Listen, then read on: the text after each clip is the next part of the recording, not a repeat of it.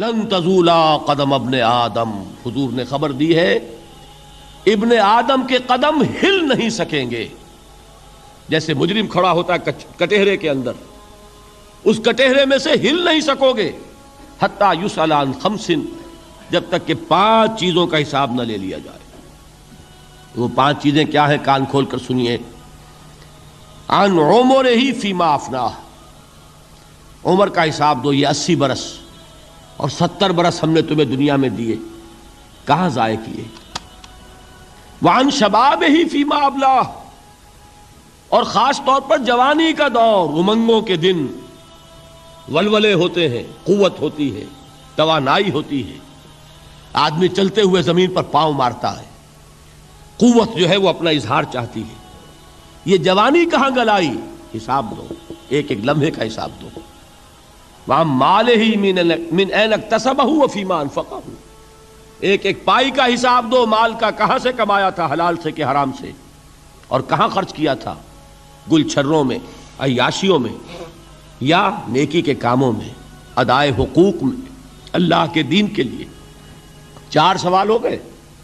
2 زندگی کے بارے میں، ایک زندگی پوری بحیثیت مجموعی کہاں کس کام میں لگائی، اور خاص طور پر شباب کا دور کہاں لگایا. 2 سوال مال کے بارے میں، کمایا کہاں سے، حلال سے کہ حرام سے، جائز سے کہ ناجائز سے، خرچ کہاں کیا.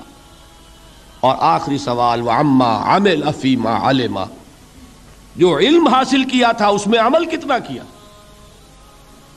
علم کے انبار لگاتے چلے گئے اور عمل کے آغاز کی بھی نوبت نہ آئی. یہ علم جو ہے یہ اس روز سب سے بڑا وبال بن جائے گا انسان. اتنا علم اور عمل کچھ نہیں، بجائے کہ کریڈٹ کا ذریعہ بنے یہ الٹا ڈیبٹ کا کھاتا بن جائے گا. یہ جواب دہی کا احساس ہے کہ جس کی وجہ سے انسان کی ٹریجڈی جو ہے وہ دوہری ہے. کوئی حیوان اتنے بوجھ تلے نہیں، مشقت کی، محنت کی، اس زندگی میں ختم ہوئے، اس کے بعد کوئی محاسبہ نہیں. اس کو بھی غالب نے خوب کہا ہے کہ اب تو گھبرا کے یہ کہتے ہیں کہ مر جائیں گے، اور مر کے بھی چین نہ پایا تو کدھر جائیں گے. یہ ہے وہ ہیومن ٹریجڈی. اب میں آپ کو توجہ دلانا چاہتا ہوں، ایک تو گوتم بدھ کا فلسفہ، اس کے فلسفے کا مین تھیم یہ ہے سروم دکھم، آل از پین، آل از سفرنگ. اور اس نے جو بھی اپنی محنت کی یہ تو اللہ ہی بہتر جانتا ہے کہ اسے بعد میں ملا کیا اور کیا نہیں ملا.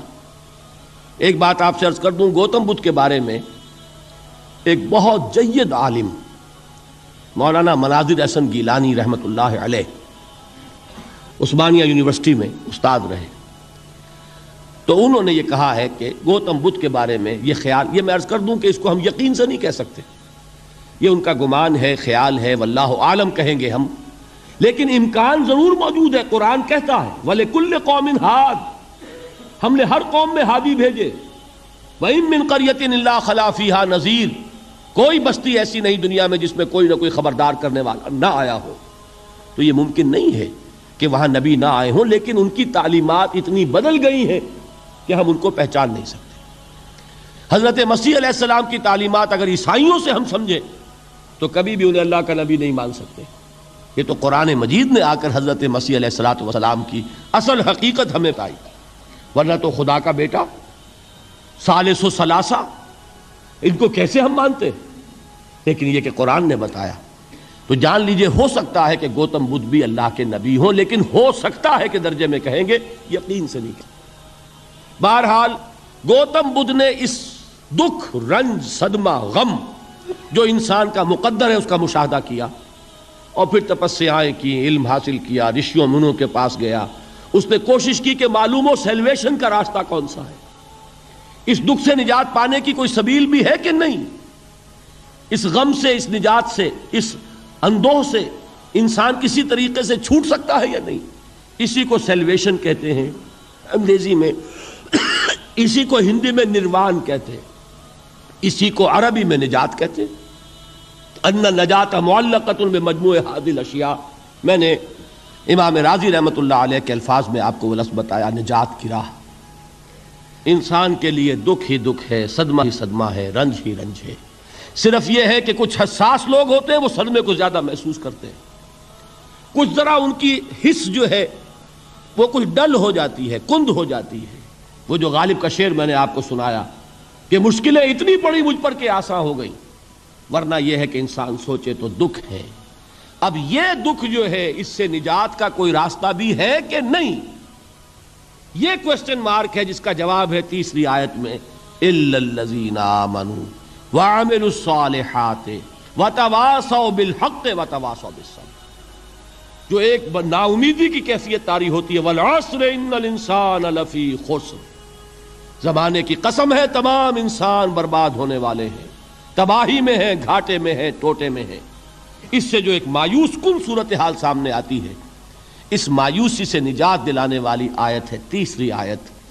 ایک راستہ ہے، یہ امید کی کرن ہے، تباہی سے بچ سکتے ہو، ابدی بربادی وہ بربادی۔